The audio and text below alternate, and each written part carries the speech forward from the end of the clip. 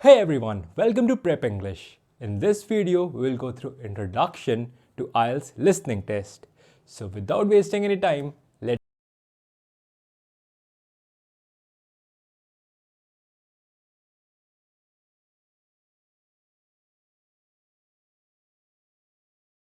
listening is one of 4 modules which is asked in our IELTS test. Now if we practice correctly, I believe it is the most easiest of them to score. Now before we go on to practice, it is better for us to get a basic idea about the structure of the test and what the test actually wants from us. The total duration of the test is 30 minutes and this test is same for both academic training as well as journal training. So this test will have a total of 40 questions which are divided into 4 sections and each section will have 10 questions. For every section, there is a recording which is played and the recording will be played only once. That is, recording will not be repeated. Only for our first answer, which will be solved for us as an example, only in that situation we will see a recording being repeated. Sections 1, 2 and 3 will have a 30 seconds break in the middle of the recording. That break will be given to you so that you can look over the next questions. While recording 4 will be one continuous one. Hence, the difficulty of recording 4 will be slightly higher than the previous ones. The recording will be in progressive difficulty. Recording 1 will be slightly easier while recording 4 will be on slightly challenging side. The accents used in these recordings will be from native speakers of English speaking countries like UK, Canada, US, New Zealand, Australia. The accents will be subtle. They will not overpower the message. You will be able to understand what is being spoken. The words would be clear and there will be sufficient gap.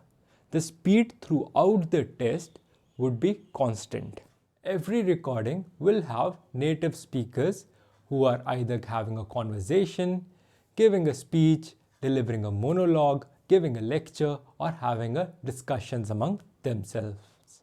Each of the 4 recordings have a defined subject matter. In the first recording, you will have 2 people talking in a regular everyday situation like chatting at a cafe or talking on the phone. Recording 2 is a solo talk where someone shares information in a normal everyday setting like giving a speech about local places or facilities. In recording 3, you will listen to a discussion involving up to 4 people happening in a learning environment like a classroom. It could be a teacher and students talking about homework, projects or assignment. Recording 4 will be a solo talk on a more academic topic like a lecture that you'll hear at a university about a specific subject or a research. Now we are moving on to how the exam is conducted. What happens in our examination hall? Now, first of all, you will be given your response sheet like the one you can see in front of you.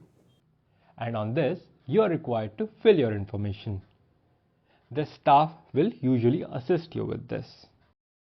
A pair of headphones will be given. Check them by plugging into the audio jack and you can hear a demo voice. Now see if you can hear the demo voice correctly. There is no crackle in the sound and there is no static in the sound. Check if the volume adjuster works fine. If you find any problem with the equipment, you can always ask the staff to change it or to replace it. Now when the test starts, you will be given a question paper. Make sure that every page is printed and every page is legible. You can read every question clearly. Now, while attempting the test, always write your responses in the question sheet. You will be getting 10 minutes at the end of the exam to transfer your answers to the response sheet. So use that time to transfer your answers. Now here are some important tips. Use official Cambridge study material to practice. You will find ample amount of study material or content on the internet, but it is best for us to stick to official Cambridge IELTS practice material. These practice sets comes in books. Book 14 onwards till the latest one, which is 18 at the time of recording of this video, is sufficient. Another tip is use subtitles while watching content in English. This will help you with your listening, reading, as well as understanding. It will also help for our brains to multitask. These two will help you get started on practicing your listening test.